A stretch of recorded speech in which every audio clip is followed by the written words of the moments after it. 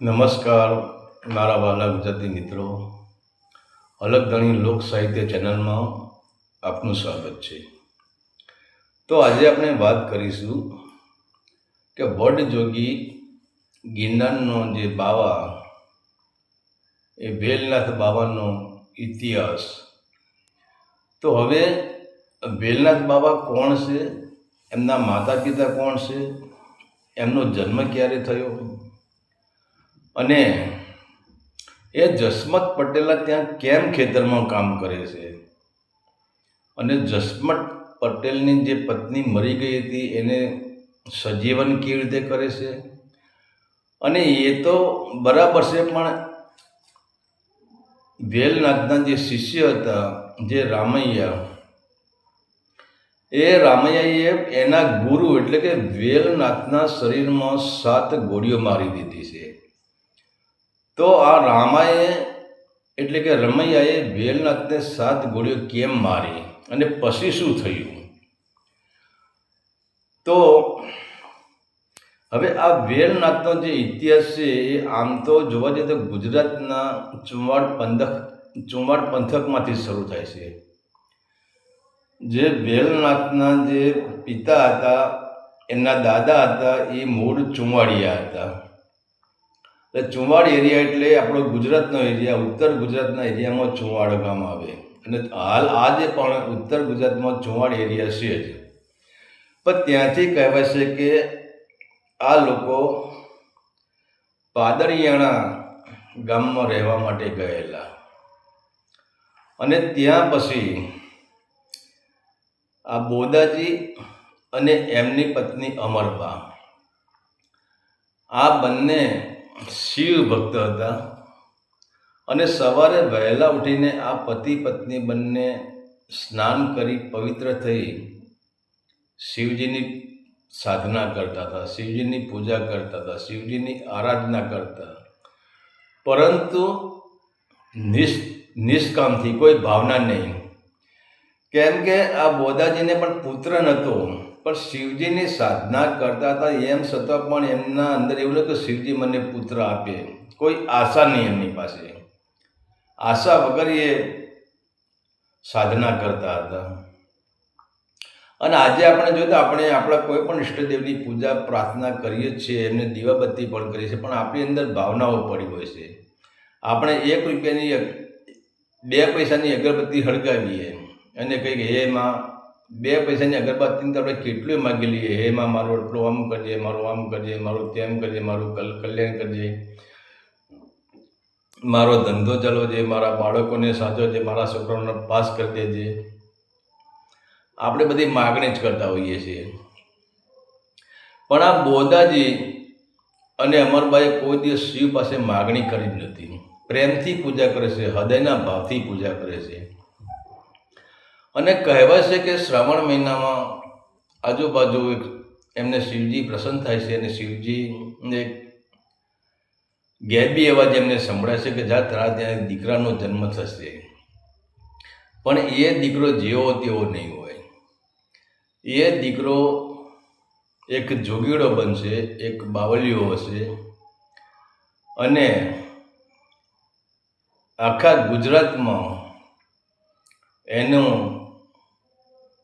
એના પડસા હશે.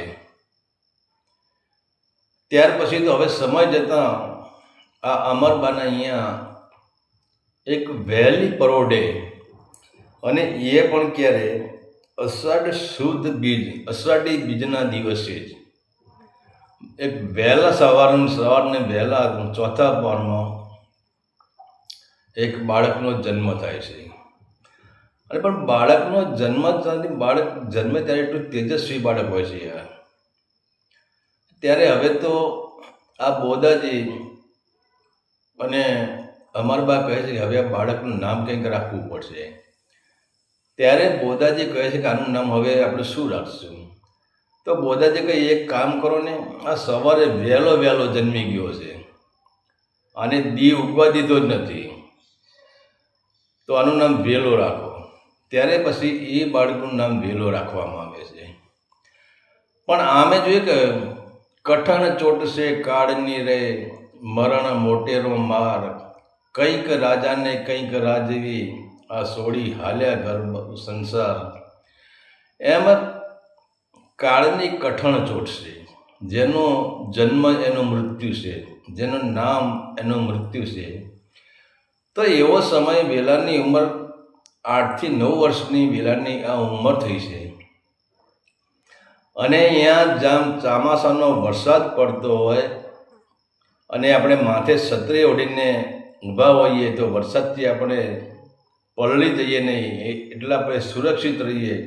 અને એ ટાઈમે જો વંટોળ આવે અને માથેથી છત્રી ઉડી જાય, માથેથી છત્રી ખસી જાય, તો પછી આપણે પૂરા વરસાદથી ભીંજાઈ જઈએ.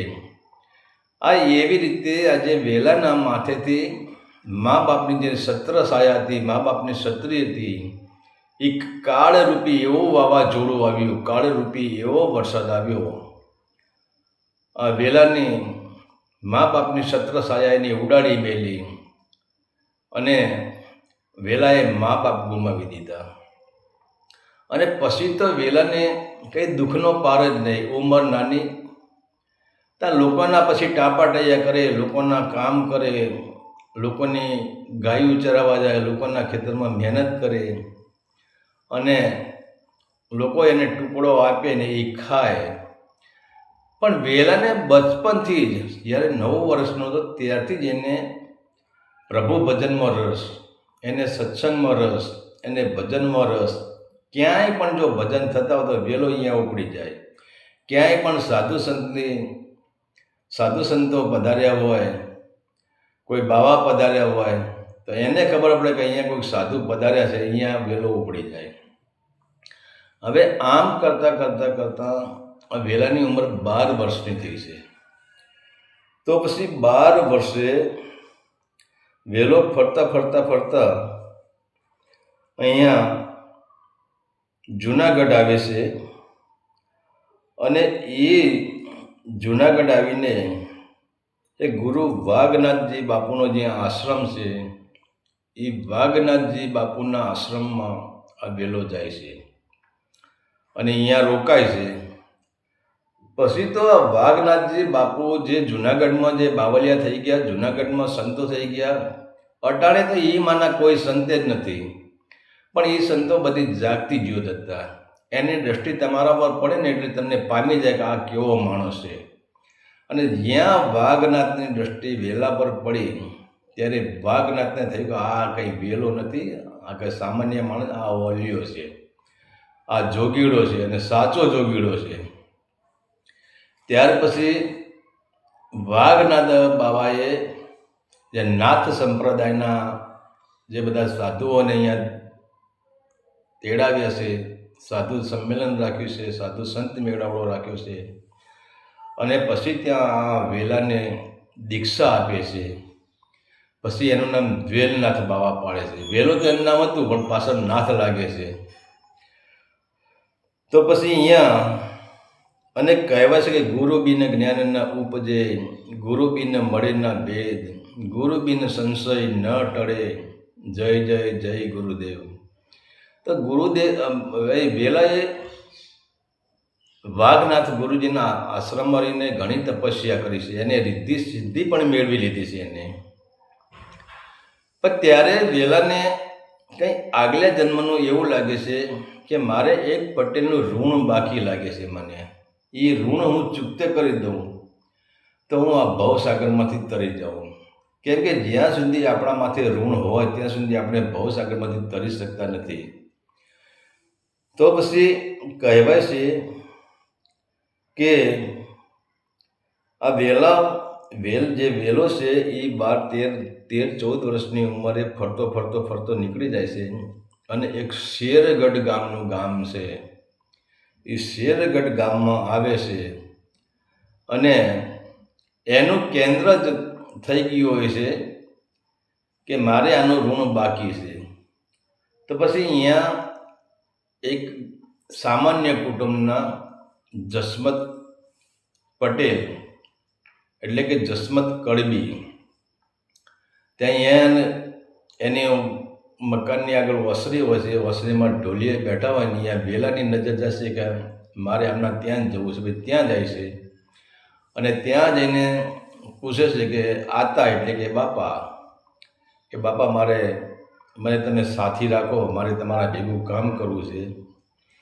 ત્યારે જસમત પટેલ કહે છે કે બેટા તું કોણ છે અને ક્યાંથી આવી છે અને તારે આટલી ઉંમરમાં તારે આ મજૂરી કરવાનું શું કારણ, તારે સાથી રહેવાનું શું કારણ?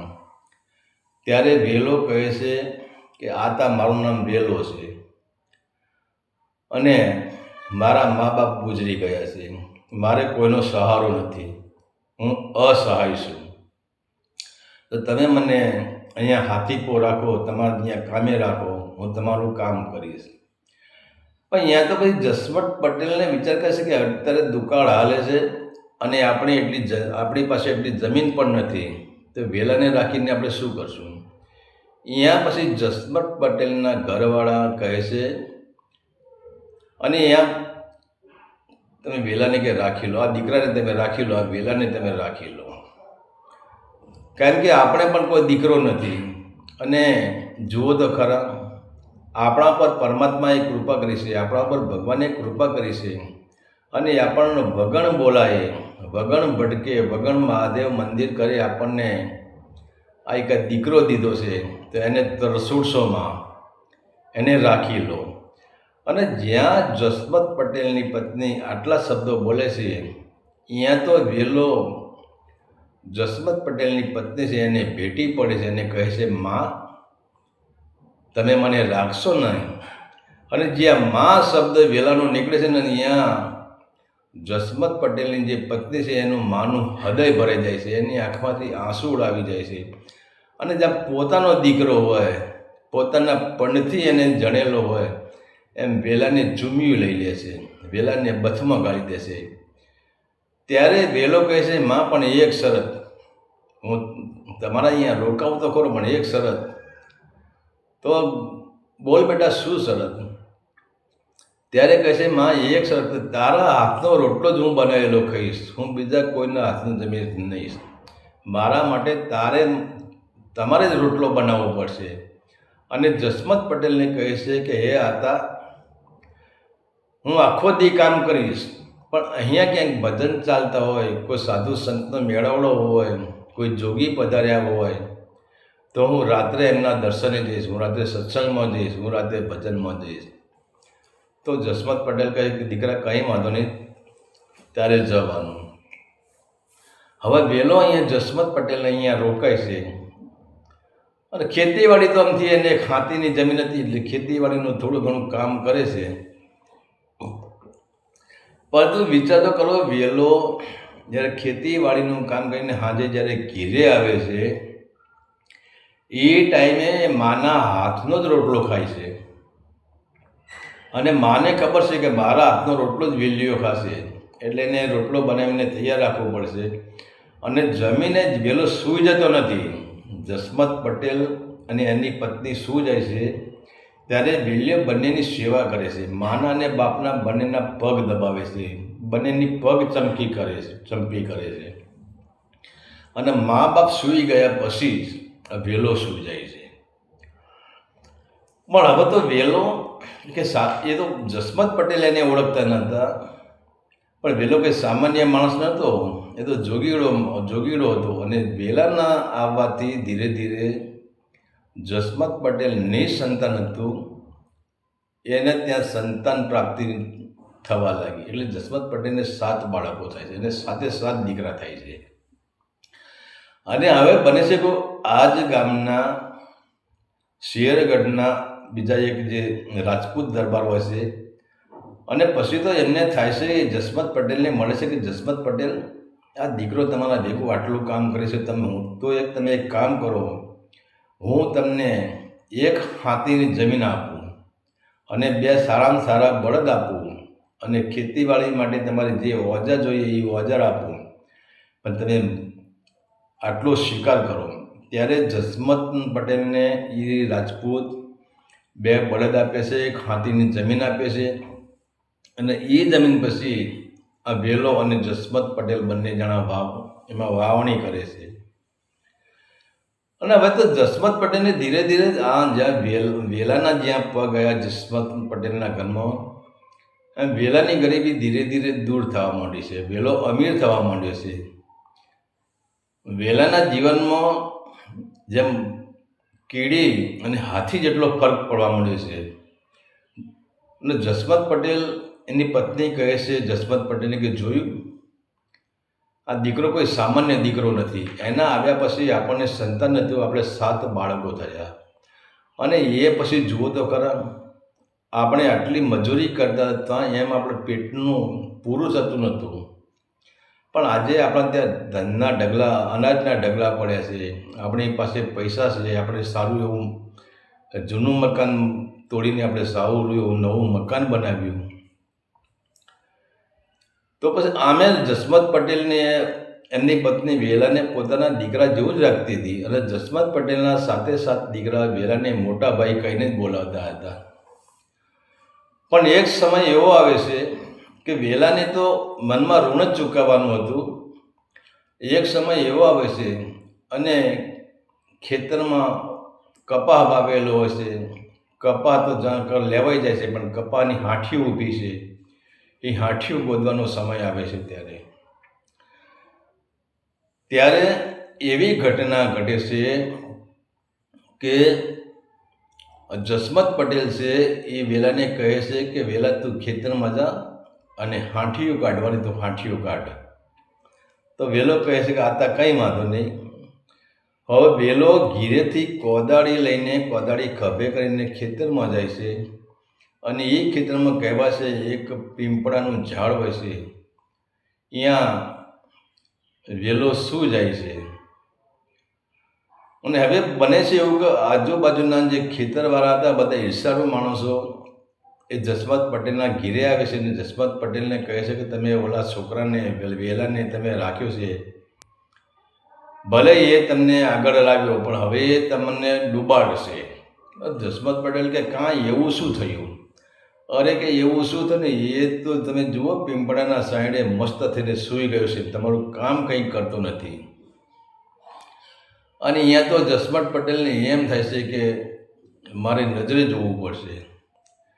તો પછી જસમત પટેલ છે અહીંયા પોતાની વાડીએ જાય છે અને આમ જુએ છે તો પીંપળાના ઝાડ નીચે વેલો માથે ઓઢીને સૂઈ ગયો હોય છે.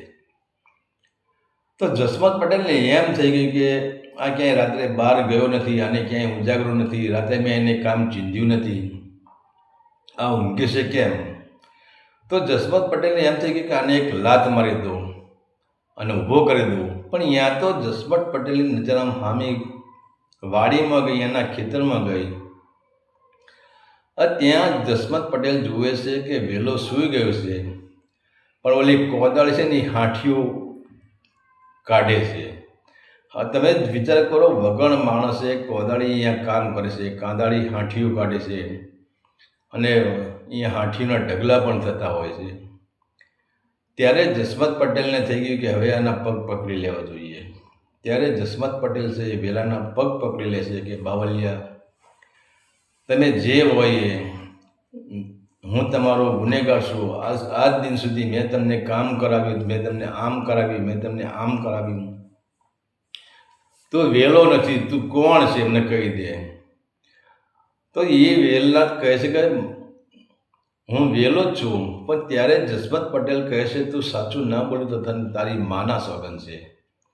હવે જસમત પટેલની પત્નીને વેલાએ માં કહી અને જ્યાં માના સોગન જસમત પટેલે દીધા, ત્યાં વેલો કહે છે કે હે પટેલ, તમારે જાણવું છે કે હું કોણ છું, તો જોઈ લો મારું રૂપ.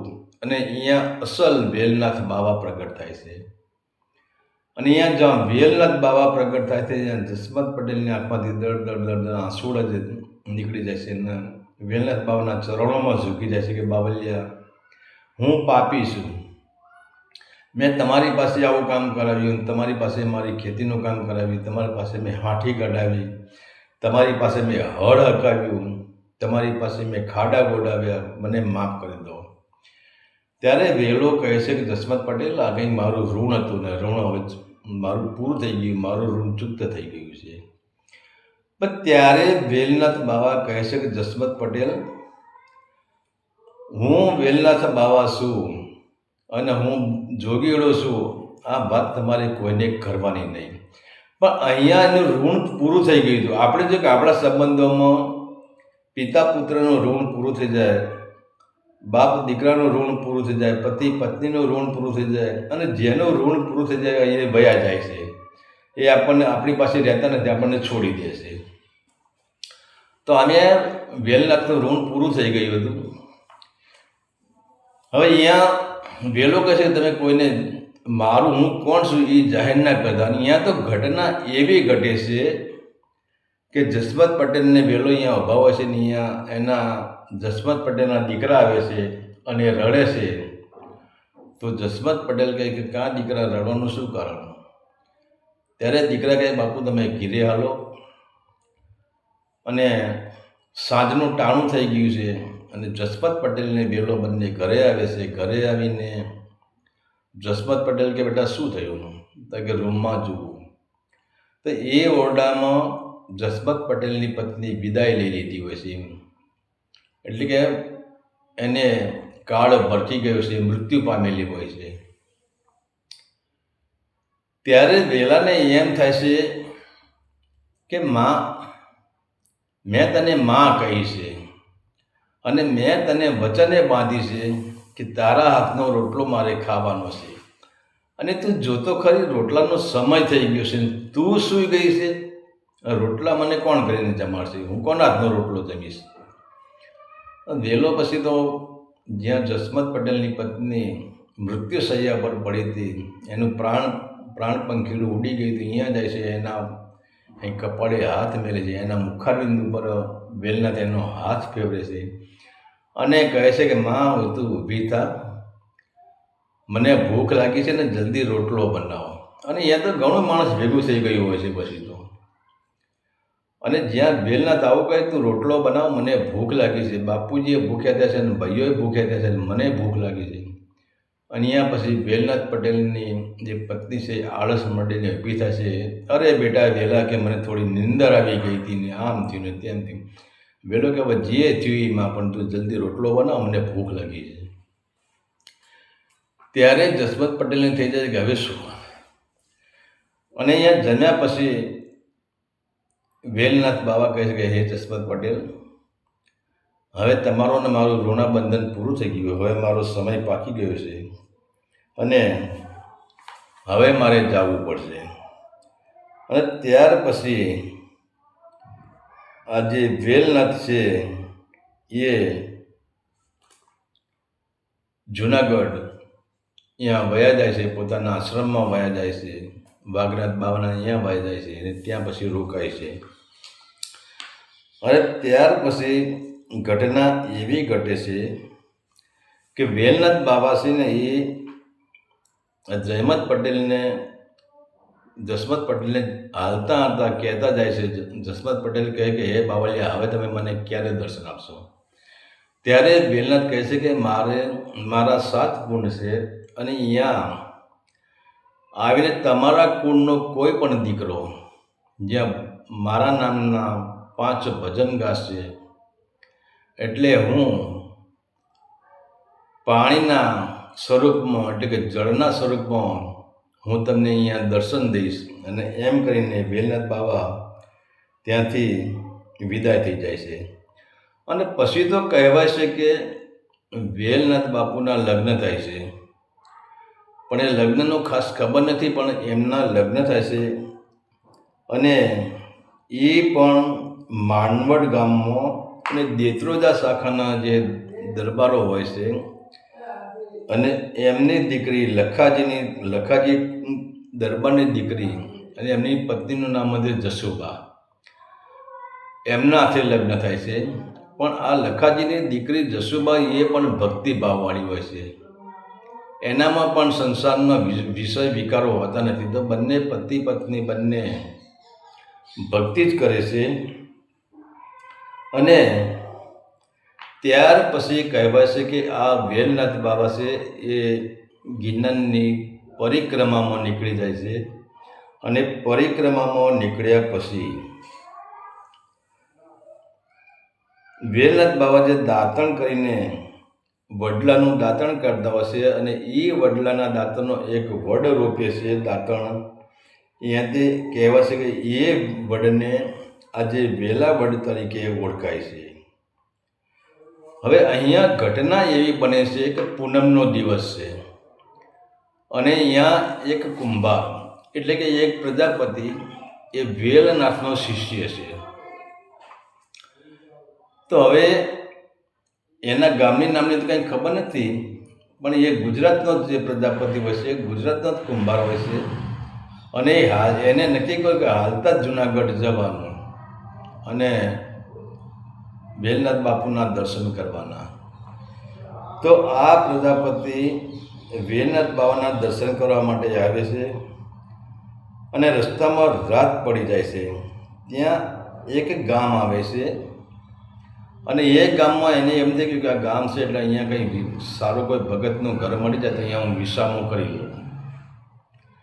ત્યાં ગામમાં જઈને એક બે માણસોને ચોકમાં જાય છે. ચોકમાં જઈને પૂછે કે ભાઈ મારે અહીંયા જુનાગઢ જવું છે, હું વેલનાથ બાબાનો શિષ્ય છું, અને અટાણે અંધારું થઈ ગયું છે, તો આ ગામમાં કોઈ સારું એવું ભગતનું ઘર મળી જાય મને તો મારે આજની રાત અહીંયા વિસામો કરવો છે. તો હવે ગામ જ્યાં ગામ અહીંયા ચમચા હોય, ત્યાં ઈર્ષાળુ માણસો હોય, અને આમે જે કુદરત કરે સારા માટે, તો પછી આ માણસોએ આ પ્રજાપતિને રામા ગાંગરનું ઘર બતાવી દીધું છે કે તમે ભાઈ રામભાઈના ઘીરે વયા જાઓ, એ સારામાં સારો ભગત અમારા ગામમાં એ એક જ છે, બીજો કોઈ ભગત જ નથી. હવે આ પ્રજાપતિને તો બિચારાને ખબર નથી, એ સીધો રામભાઈના ઘીરે જાય છે, અને એ આ રામો ગાંગર છે એ પાછું શિકાર કરે છે, અને પાછો એને પણ કોઈ સંતાન હોતું નથી. તો જે દિવસે આ પ્રજાપતિ રામા ગાંગરના ઘીરે જાય છે, એ દિવસે આમને એક કોઈ ભુવા બોપારાએ રામા ગાંગરને કહેલું હશે કે તમારે બકરીયા માતાને કાપીને ચડાવો, પાડો કાપીને ચડાવો તો તમારે સંતાન પ્રાપ્તિ થાય. તો પછી આ કહેવાય છે કે સંતાન પ્રાપ્તિ તો એને પહેલાં થઈ ગઈ, એના છોકરાનું મૃત્યુ થયું હતું, અને તમે કે આટલી બાધા રાખો કે છોકરો મરી ગયો નથી, છોકરો સજીવન છે, પણ તમને આ માતા નડે છે ને તમને પેલી માતા નડે છે ને તમને પેલી માતા નડે છે. એમ આ જે રામો ગાંગર છે એ પછી બકરીઓની બલિ ચડાવતો હોય છે, મરઘાઓની બલિ ચડાવતો હોય છે, નાના નાના પાડાઓની માતાજીને બલિ ચડાવતો હોય છે. અને ત્યારે આ પ્રજાપતિ એટલે આ કુંભાર જુએ છે, અને એને એમ લાગે છે કે ભલે હું આ લોકોએ મને અહીં મોકલ્યો પણ મને ખોટી જગ્યાએ મોકલ્યો છે, પણ એને ખબર નથી કે અહીંયા મોકલવાનો હાથ વેલનાથ બાબાનો જ હતો, એ તો જાણી શકે જ નહીં. ત્યારે પછી આ પ્રજાપતિ કહે છે, આ કુંભાર કહે છે કે રામા ડાગર તમે આ બધું શું કરો છો? ત્યારે રામા ગાંગર કહે છે કે ભાઈ મારા દીકરાનું મૃત્યુ થયું છે. અને ત્યારે કુંભાર કહે છે કે શું તમે આ જનાવર તમે કાપી કાપીને એની હત્યાઓ કરીને તમે દેવોને ચડાવો તો શું તમારો દીકરો સજીવન થઈ જશે? ત્યારે આ રામો ગાંગર કહે છે કે પેલા ભુવાએ મને આમ કહ્યું, પેલા ભુવાએ આમ કહ્યું. ત્યારે આ કુંભાર આ પ્રજાપતિ કહે છે કે આ વાત બધી ખોટી છે. પણ ત્યારે કુંભારને જાણે વેલનાથે આદેશ આપ્યો હોય ને એમ કુંભાર કહે છે કે રામા ગાંગર એક કામ કર, તે લે હું તને કંઠી બાંધું છું, અને જો કંઠી બાંધું ને તારો દીકરો સાજો થઈ જાય તો માનજે કે મારા ગુરુ સાચા છે. હવે અહીંયા તો આ કુંભારે આ રામા ગાગરને કંઠી બાંધી છે, અને જ્યાં કંઠી બાંધી કંઠીની આમ ગાંઠ વાળે છે, ત્યાં દીકરો આળસ મળીને ઊભો થઈ જાય છે. અને ત્યારે પછી તો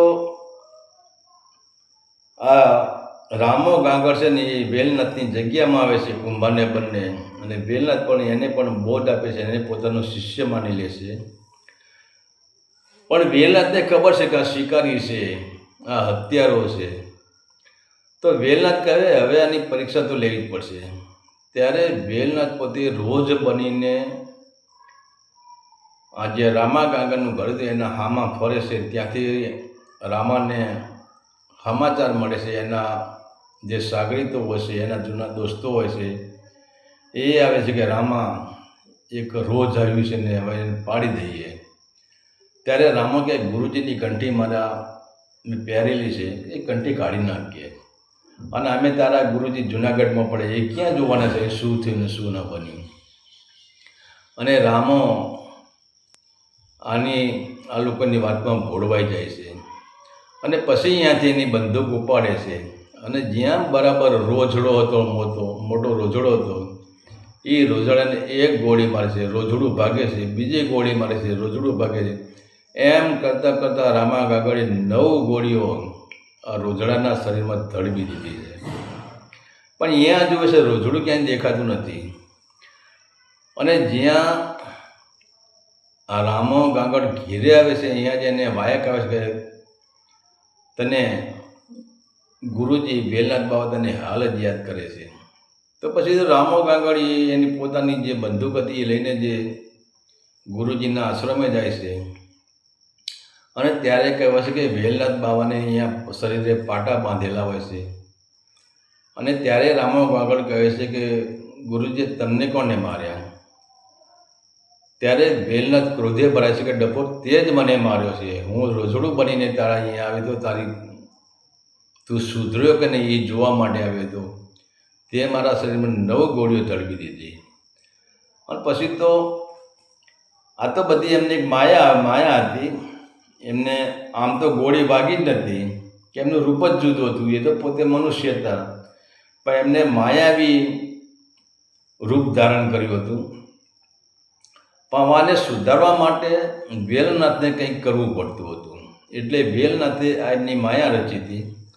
અને પછી તો વેલનાથ એમને જે તલવાર હતી એમનું શમશેર લઈને પોતાની ગાદી પરથી ઊભા થઈ જાય છે ને રામા ગાગરને કે તું અહીંથી વયો જા, જો મારી સામે તું 5 મિનિટ ઊભો ને હું તારું ધરતી મસ્તક અલગ કરી દઈશ, અહીંથી હાલ મારા આશ્રમમાંથી નીકળી જાય, અહીંથી વયો જા, તું નાલાયક છે, તું કોઈ કામનો જ નથી, અહીંથી તું નીકળી જ જા, ધમકી આપે છે. પણ ત્યારે રામો ગાગર કહે છે કે ગુરુજી મારી ભૂલ છે. અરે તારી ભૂલની વાત કરીશમાં તું અહીંથી નીકળી જા, મારી સામે તો ઊભો જ ન રહીશ. પછી એ વેલનાથને એમ થાય છે કે એક કામ કરો, અને આમ નહીં જાય, અને પાણી ભરવા મોકલી દો. ત્યારે કહે છે કે જા રામા આ ગાગર લઈને જા અને પાણી ભરી આવો.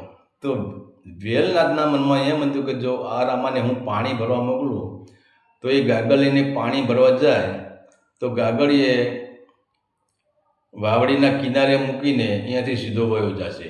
પણ રામો છે ને એ ગાગર ભરીને પાછો વેલનાથના આશ્રમમાં આવે છે, અને ગાગર નીચે ઉતરે છે. અને પછી તો વેલનાથ બાવા જેમ શિકાર ઉપર હાવજ તરાપ મારે એમ વેલનાથ બાવાના હાથમાં ખંજર છે, અને તળાપ મારીને આ રામા ગાગર પર બેસી ગયા છે. અને જાણ રામાને નક્કી થઈ ગયું હવે મને મારી નાખશે. એને મારવાનો હતો જ નહીં, પણ જોઈએ કે કંઈ કહેતો અહીંયાથી આ ભાગે છે કે નથી ભાગતો. ગુરુજી પરીક્ષા કરતા હતા રામા ગાગરની. ત્યારે રામો ગાગર કહે છે ગુરુજી તમારે મને મારવો હોય તો તમારા હાથની વાત છે, તમારે મને તારવો હોય તોય તમારા હાથની વાત છે, અને મેં મારું આ શરીર તમને અર્પણ કરી દીધું છે. તમારે મને આ નાના નાના ટુકડા કરો તો મને હવે કંઈ ફરક પડવાનો નથી. હું તમારી જગ્યા છોડીને ક્યાંય બહાર જવાનો નથી. અને ત્યારે પછી જે વિચાર તો કરો, ગુરુજી છાતી પર, રામાની છાતી પર ગુરુજી કટારી લઈને ચડી બેઠા છે. આમ જાણો એમનો શિકાર કરવાનો, એનું ખૂન કરવાની એ પરિસ્થિતિમાં છે. ત્યારે વિચાર તો કરો, રામૈયો નીચે બેઠો બેઠો ભજન લલકારતો હોય છે. અને આજે પણ આપણે રામૈયાના ઘણા બધા જૂનાગઢના જોગેડાના ભજન આપણે સાંભળતા હોય છે. તો આ તો વેલનાથ બાબાનો સંપૂર્ણ ઇતિહાસ.